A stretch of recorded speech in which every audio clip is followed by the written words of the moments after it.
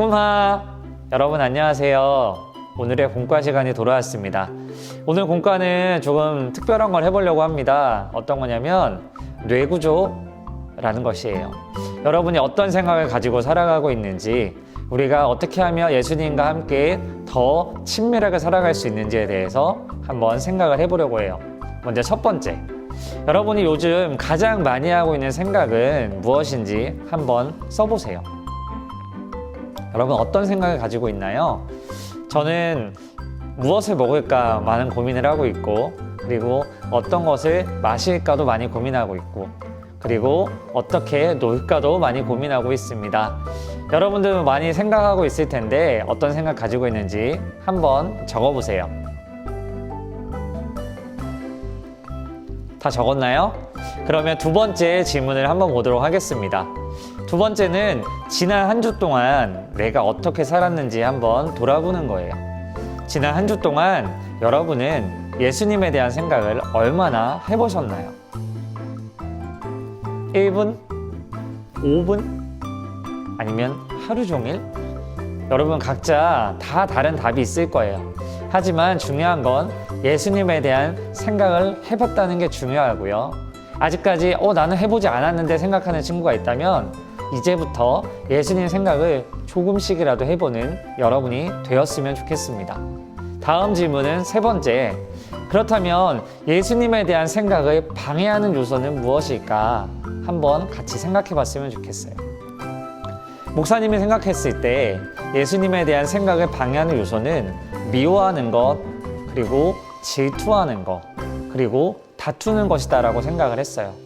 누군가를 보면서 미워하는 마음이 생기면 예수님에 대한 생각을 잘 못하게 되는 것 같아요. 그리고 누군가가 가지고 있는 것에 대해서 어떤 부러워하고 시기하고 질투하는 마음이 생기면 예수님 생각을 잘 못하는 것 같게 되더라고요. 또 한 가지는 다투일 때, 친구와 아니면 형, 누나, 언니, 오빠, 그리고 때로는 부모님과 다투일 때, 혼날 때 내가 예수님에 대한 생각을 잘 못하게 되는 것 같아요. 여러분에게도 예수님에 대한 생각을 방해하는 요소가 분명히 있을 거예요.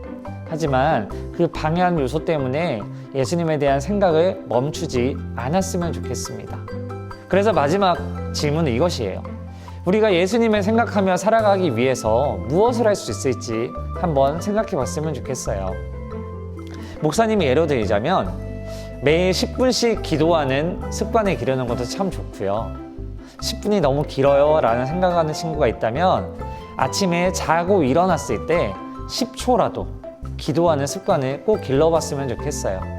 아침에 눈 떴을 때 바로 스마트폰을 보거나 TV를 켜는 친구들이 있었다면 내일부터는 눈 뜨고 일어났을 때 하나님 앞에 기도하는 자가 여러분이 됐으면 좋겠고, 또 한 가지의 팁이 있다면 여러분 자기 전에 성경을 한 장만 읽어봤으면 좋겠습니다.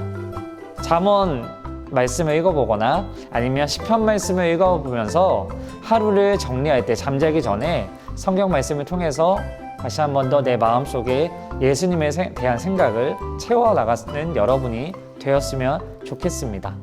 자, 여러분, 우리가 오늘은 뇌구조를 통해서 내가 어떤 생각을 가지고 있고, 그리고 내가 예수님과 함께 생활하기 위해서 어떻게 할 수 있을지에 대해서 함께 살펴보았습니다.